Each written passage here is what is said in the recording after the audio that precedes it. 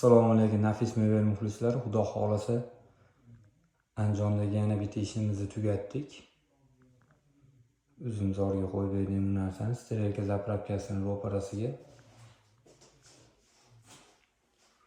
Uzunligi 284 bo'ldi. Hali denigini ham ichiga o'rab berdik.